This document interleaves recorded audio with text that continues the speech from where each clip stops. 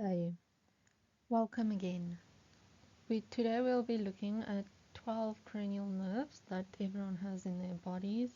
You have 12 cranial nerve pairs, each human does have this, and each one splits to serve each side of the body. For example, you have an optic nerve, which is cranial nerve 2, therefore you'll have a left optic nerve and you'll have a right optic nerve. Left optic nerve will serve the left side of your body, and the right optic nerve will serve the right side of the body. Please note that cranial nerves are very important to know, and you'll never go wrong by giving some extra attention on studying cranial nerves. So, for the quick overview, I'm going to run through all of the nerves just by naming them first, and then we'll have a look at what each nerve does. So, your first cranial nerve is the olfactory nerve. Your second cranial nerve is the optic nerve. Third cranial nerve is your oculomotor nerve. The fourth cranial nerve is your trochlear nerve. The fifth cranial nerve is your trigeminal nerve. This cranial nerve does split into 3 parts, just take note of that. The sixth cranial nerve number 6 is abducens nerve. Your cranial nerve number 7 is your facial nerve. Cranial nerve 8 is auditory or vestibular nerve.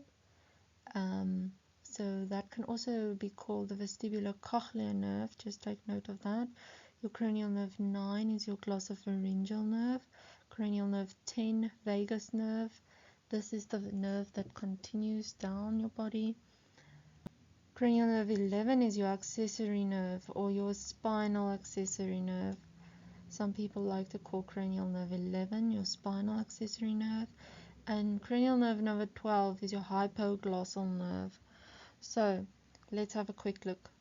Your olfactory nerve, which is cranial nerve 1, remember, olfaction usually means smell, so just take note of that. It's the sense of smell.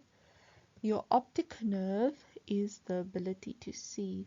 Optic, just as though optic has to do with eyes, optic is the ability to be able to see.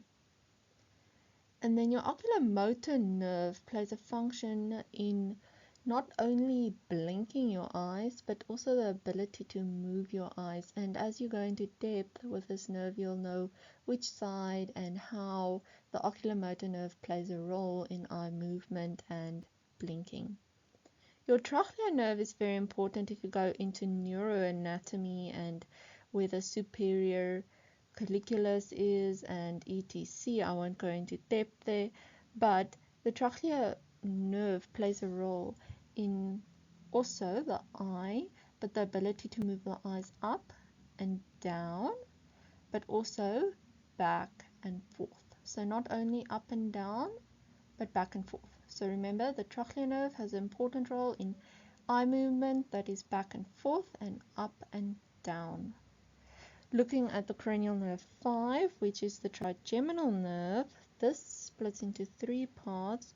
You get V1, V2, V3, but I'm not going to go into depth with that. It's mainly for sensation in your cheeks, taste, even mastication and jaw movements, and yes, it has a lot to do with the face. Cranial nerve 6, abducens nerve, it's also to do with your eyes. It's the ability to move a person's eyes. So if you can move your eyes, that is part of the abducens nerve's job. Remember, an important tip is that the facial nerve curves around the abducens nerve. Remember, facial nerve is cranial nerve 7. We still want to get to that, but the facial nerve curves around the abducens nerve. So looking at cranial nerve 7 now, which is the facial nerve, that has to do with any facial expression and even taste, basically. And then cranial nerve 8, which is your vestibulocochlear nerve, it has to do with, as it says, vestibulocochlear, to do with the ear, so with hearing and balance. Remember, ears play a very important role in balance for your body, so always think of ear, balance, which is your vestibulocochlear nerve. Your cranial nerve 9, which is your glossopharyngeal nerve, That is mostly to do with the ability to swallow and also taste. But if you go into depth, you'll see that the glossopharyngeal nerve has more the ability to taste at the posterior third of the tongue. And then your cranial nerve 10. Cranial nerve 10 is always a very important cranial nerve. If you can't memorize any other cranial nerves, try and memorize cranial nerve 10. No, it's the vagus nerve at least. That has an important role to play with heart rate and digestion, anything to do a bit lower in the body. Your accessory nerve, your second last cranial nerve, which is cranial nerve 11, or remember the spinal accessory nerve, that has mainly to do with neck movement and even shoulder movement. So it's mainly to do with movement, like maybe accessory, you've got access to movement of your shoulder and your neck. Your hypoglossal nerve, which is our last cranial nerve for today, cranial nerve 12, that has it in its name, glossal tongue, hypoglossal nerve. It is the ability to move your tongue, so mainly to do with the tongue.